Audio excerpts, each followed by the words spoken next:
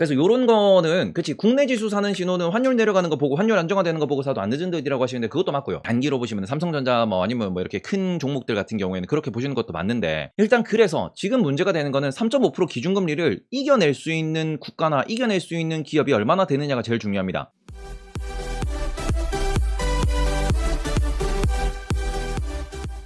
네이버보다 재미있는 테이버. 지금 여기에서 미국은, 그러니까 어떻게 보면 중앙은행들은 혹은 정부는 무엇만 할 거냐 그러면은 딱 요거예요. 말 그대로 금리를 엄청나게 올리면은, 지금 유럽도 딱 똑같아요. 금리를 올리면은 요런 생각을 할 수 있습니다. 아, 그러면은 좀비 기업들이 이제 골로 가는 거냐, 좀비 기업이 줄도산하는 거냐. 줄도산하면 안 되지. 왜? 줄도산하는 거는 이거는 말 그대로 실업자가 양산되는 거니까. 그러니까 줄도산이 아니고 몇몇은 도산을 할 거예요. 몇몇은. 그러니까 진짜 말도 안 되는 기업들은 이제 골로 갈 채비를 하는 거고, 그 상황에서 기술이 있든 뭐가 있든 간에 그러면은 싼 값으로 주가가 떨어져 있으니까 기술이 있으면은 마이크로소프트가 M&A를 하든 애플이 M&A를 하든 누군가는 사갈 거야. 지금부터는 알짜배기 친구들이 살아남는 거고, 그리고는 그냥 뭐 몇백 명 고용하고 몇십 명 고용하고 이런 애들은 그냥 골로 가는 거야.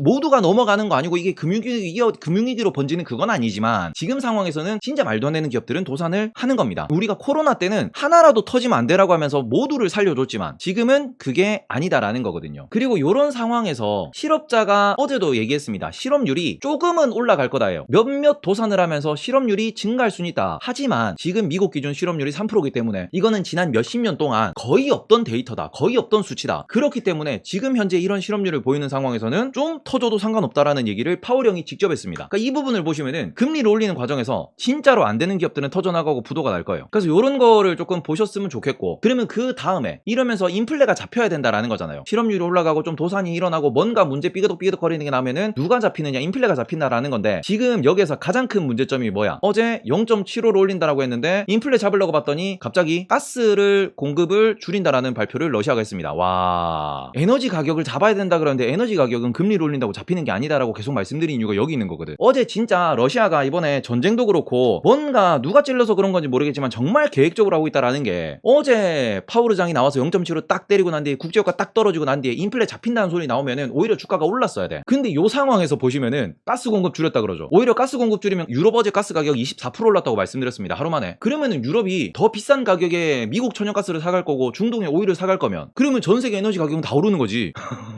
전 세계 오일 가격이 다 오르는 거예요 지금 여기서. 그러니까 인플레가 잡히냐? 안 잡히거든. 금리를 100날 올려서 100%로 올려봐라. 지금 러시아가 개아리 틀고 사우디가 개아리 틀면은 인플레 잡히나? 그러니까 이 부분 때문에 일단은 0.75는 경기가 지금 어떻게 보면 금리가 너무 낮은 상황은 맞으니까 올리는 건 맞다. 그리고 올렸다. 올려가지고 좀 더 충격요법, 뭔가 협박을 하면서 야 인플레 좀 빨리 잡히면 안 되겠냐라고 하는 순간 응 안 잡혀라고 러시아가 통수를 빵 때린 거죠. 야, 그게 지금 말 그대로 그냥 러시아가 지금 뭔가 우리 건들지 마라고 겐세를 치는데 그 겐세를 너무 똑똑하게 쳐요. 너무 똑똑하게. 그 부분은 미국이 더 이상 미국이 아니다라는 부분으로도 보일 수 있는 거고, 아니면은 미국이 컨트롤 못하는 거지 러시아랑 중국을. 그럼 이 상황에서 인플레가 해결이 되냐 안 되냐? 그러면은 기준금리 3.5% 가냐 못 가냐? 저는 이렇게 생각해요. 올린다고 협박해놓고 적당히 올리다가 뭔가 삐그덕삐그덕거린다, 뭐 유럽이 삐그덕거린다 그러면은 금리를 낮추진 못하겠지만 기준금리 여기까지 못 보냅니다. 제가 그래서 이걸 협박이라고 생각을 한 거예요. 이걸 협박이라고 지금 생각하고 그렇게 판단하고 말씀을 드리는 게, 정말 저렇게 올려야 되는 건 어떻게 보면 룰이 맞지. 왜냐면 지금 인플레가 8%면은 적어도 뭐 한 4% 5%까지 올려야 되는 건 맞으니까 기준금리를. 그래야지 뭐 인플레이션 자체를 잡을 수가 있는 거니까. 근데 이게 원인 자체가 전쟁이기 때문에 전쟁을 해결할 수가 없어요. 전쟁을 해결할 수가 없다라는 거거든요 지금. 그러니까 그것 때문에 주식시장 보는 사람은 야 이거 해결도 안 되는 문제인데 지금 페드는 지 혼자 잡겠다고 저렇게 설치고 있고, 아빠 혼자서 그 뭐 잡겠다라고 막 이렇게 설치고, 아니 어떻게 이러면 어떡하냐, 할머니가 빡쳐 있는데, 그런 느낌이거든. 그래서 요거는 조금 에너지 가격이 오늘도 어디로 가는지 좀 보셔야 될 것 같고, 그리고는 러시아가 핵을 쏜다 만다 이게 중요한 게 아니에요. 지금 요 상황에서 당장 나왔던 아까 그 이탈리아 국채 요거 요런 부분들이 진짜로 유럽에서도 본인들이 인플레 때문에 잡아야겠다 생각하고 지금 이유라고 하는 것이 유로화를 쓰는데, 유로화를 베이스로 각 국가들이 자기네들의 재정 상황을 운영하기 위해 가지고 자기네들의 그 어떻게 보면 1년 예산안을 만들기 위해 가지고 통하는 유로화를 쓰면서 본인들이 국채 발행을 따로 하잖아요. 이탈리아 국채 따로, 독일 국채 따로. 단위가 유로화인 거지 각 국가들마다 서로 다른 금리로 이거를 발행하고 있단 말이야. 그럼 이 채권들이 말 그대로 사람들이 이탈리아 채권 안 사 그러면은 이탈리아는 정부 재정을 메꾸기 위해서 채권을 발행할 수도 없고, 발행한다 그래도 이자율이 막 5% 10% 돼버리면은 이탈리아 망해요. 그런 부분들이 유로화 금리 얼마? 9월에 7월에 0.25 올린다는 발언하고 미국에서 지금 0.75 올린다는 발언하니까 사람들이 그래도 안전한 독일, 그래도 안전한 프랑스, 그래도 안전한 미국, 아니 영국 이런 데만 가는 거잖아. 금리 못 올린다는 소리고 금리를 올리면은 이탈리아 망한다는 소리니까. 그것 때문에 유럽은 또 뭐합니까? 유럽에서 따로 기금을 만들어 놓고 이게 독일이랑 프랑스랑 뭐 이런 애들이 돈 넣어놓은 거를 이탈리아 너네가 좀 대출해서 여기는 저리로 빌려줄게. 우리가 같이 어깨동무 걸고 같이 잘 살아야지 이러면서 이걸로 버티고 있다라는 소리거든. 그래서 요런 부분이 그러니까 이탈리아가 망한다는 건 아니에요. 아까도 말씀드렸지만 몇몇 기업들은 망할 거예요. 몇몇 기업들은. 몇몇 국가는 망할 수도 있어요. 하지만 지금 가장 중요한 거 지금 정말 어려운 건 뭐냐 그러면은 지금 국가나 기업이나 간에 부실한 국가, 부실한 기업이 있어요. 우리 부실 국가 이탈리아는 왜 부실할까요? 얘는 산업이 없잖아. 얘는 관광으로 먹고 사는 곳이잖아. 우리나라는 부실하지 않습니다. 왜? 우리나라는 제조업이 착실하게 있고 우리나라는 기술이 있으니까. 이탈리아 기준으로 전 세계에 어마어마하게 크다라고 하는 브랜드 기업이 뭐가 있어요? 이탈리아에서 생각나는 브랜드. 그나마 페라리 말고 없어요. 지금 없어요. 페레로로쉐는 지금 터키 때문에 또 난리가 났지. 이태리 타올. 아따뚜이. 프라다는 프랑스 아닌가? 벨루티. 파스타. 파리바게뜨요? 아무튼 이탈리아는 뭐 없어요. 그래서 부실 국가라고 이야기를 하는 거거든. 이탈리아처럼, 그리스처럼, 스페인처럼, 포르투갈처럼 약간은 관광 중심으로 먹고 사는 곳은 안 그래도 지금 그 코로나 때문에 관광 수입이 없다 보니까 지금 부채가 부실해요. 그러니까 말 그대로 지금 부채가 부실한 상황에서 이게 추가로 문제가 되는 포인트는 과연 그래서 이탈리아를 버리고 갈 거냐라는 거지. 못 버리고 가거든. 지금 그런 것 때문에 이런저런 많은 뭐 그러니까 말 그대로 그냥 마데카솔도 발라보고 뭐 데일밴드도 발라보고 이런 그 일들을 계속하고 있는 게 이것 때문이거든. 이게 지금 미국이 금리를 이렇게 바로 올린다라고 얘기한 거 제가 어제 느꼈던 바 파월이 나와서 협박을 하네.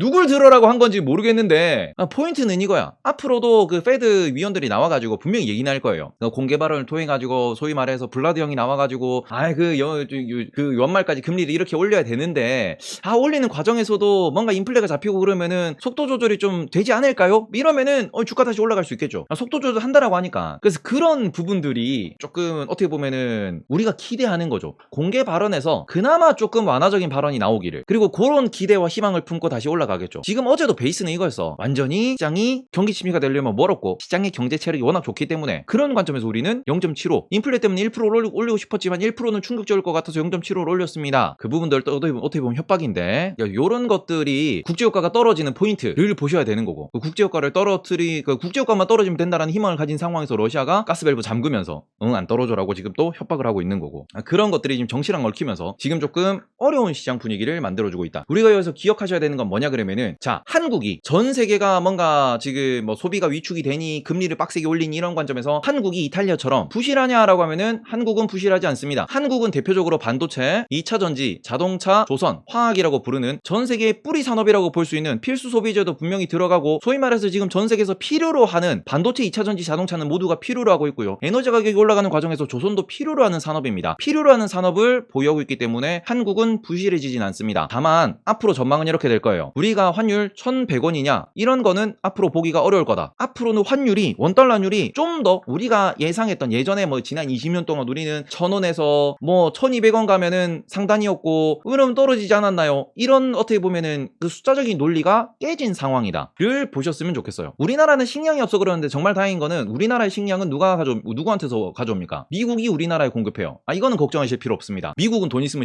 식량 팔아요. 미국은 반도체랑 옥수수랑 바꿀래 그러면 바꿔줄 나라기 때문에 그건 걱정하지 마세요. 그래서 앞으로는 환율이 1,200원, 1,300원 요런 수준이 어떻게 보면은 조금 일반화, 강달러가 일반화되는 시대일 것이다라는 걸 조금 기억을 해주셨으면 좋겠습니다. 전 세계가 달러 우선주의가 더 심해질 거예요. 요거를 조금 보셨으면 좋겠고 그래서 미국은 어떻게 되느냐? 미국은 전 세계에서 미국이 모든 걸 들고 있는 여전한 얘는 대가리예요.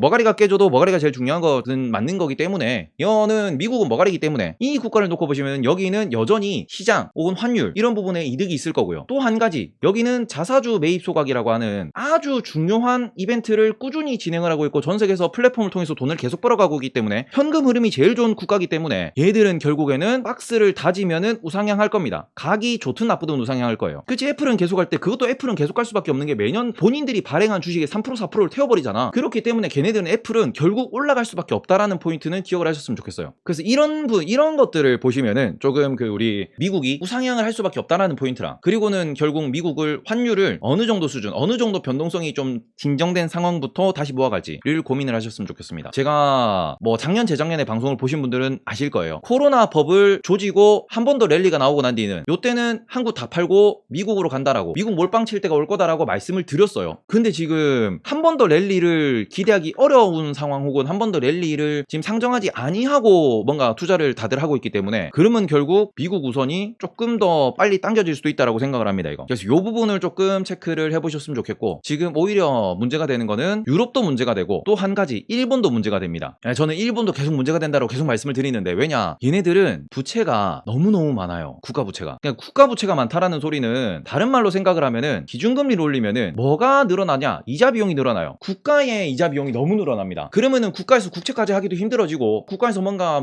민간이 어렵다 그랬을 때 지원책을 쓰기도 어려워지고, 대규모 프로젝트 하기도 어려워지고, 이런 부분들이 또 다시 나올 거기 때문에 유럽 증시를 우리가 안 보는 이유도 있듯이 일본 증시를 안 보는 이유도 분명히 존재를 하거든요. 그래서 엔화 투자도 저는 별로, 엔화 투자도 지금은 안 하셨으면 좋겠다라고 다시 한 말씀을 드리고 싶고, 오히려 이런 관점에서 조금 더 빡치는 거는 중국은 성장성도 상당히 여전히 잘 보여주고 있는 상황에서 얘들은 통화정책 여력도 많습니다. 다른 나라가 돈 풀어서 버블이라 그러는데 중국은 돈을 안 풀었지. 통화정책 여력도 있는데다가 여기는 러시아와 어떻게 보면은 우호관계예요. 근데 지금 러시아가 에너지, 인플레이션에 어떻게 보면 꼭지를 쥐고 있는 상황에서 오히려 중국이 지금 수혜를, 혜택을 많이 보고 있습니다.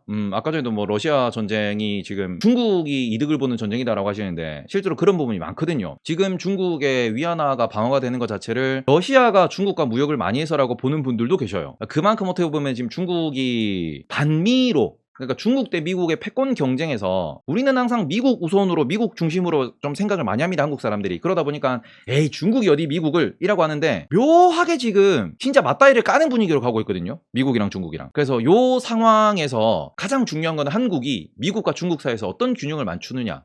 이게 눈에 보이지 않는데 중국이 우회해서 러시아를 통해서 미국을 때리고 있고, 좀 그런 상황이거든요, 이게. 그래서 한국이 제발 여기에서 어떤 분위기, 어떤 균형을 잘 맞추느냐가 결국 이제 앞으로 한국 시장이 어디서 반등을 하느냐, 그리고 한국 시장이 앞으로 얼마까지 올라갈 수 있느냐, 이번 시즌에 어떤 뭔가 좀 분위기 결과를 만들어내느냐에 좀 종착점이 되지 않을까라고 말씀을 드리고 싶습니다. 저는 그냥 요렇게 보셨으면 좋겠어요. 지금 매수 매도 하지 마세요. 결론은 이겁니다. 매수 매도 하지 마세요. 왜냐면 매도를 하지 말라는 건 아까 말씀드렸다시피 혹시나 페드의 위원들이 그 공개 발언회 하는 자리에서, 아니 FOMC에서 이런 얘기가 나왔고, 그 다음에 금리 뭐 연말 금리 뭐 이런 얘기를 하긴 했는데, 이런 것들이 어떻게 보면은 뭐 우리가 확정된 컨센서스는 아니다, 인플레가 잡히면은 우리는 바로 뭐 그 속도를 조절할 것이다, 이런 얘기가 나오면은 반등을 주긴 줄 거예요. 그래서 매도를 하면 안 된다고 말씀드리는데, 매수를 하면 안 된다는 이유는 뭐냐 그러면은, 지금 말 그대로 태풍이 한가운데예요. 태풍이 눈에 있는 상황에서 내가 그 매수를 괜히 들어갔다가 더 떨어질 수 있거든. 그러니까 말 그대로 더 떨어질 수 있는 확률이 있으니까 매수를 하면 안 되는데, 더 떨어질 것 같아서 매도를 하기에는 너무 많이 빠졌기 때문에 조그마한 호재도 올라갈 겁니다. 그럼 지금 매수 매도 하면 안 되지. 말 그대로 지금 완전히 그 어떻게 보면 파도가 오랑랑랑랑랑랑랑랑 할 땐 하면 안 되고, 여기서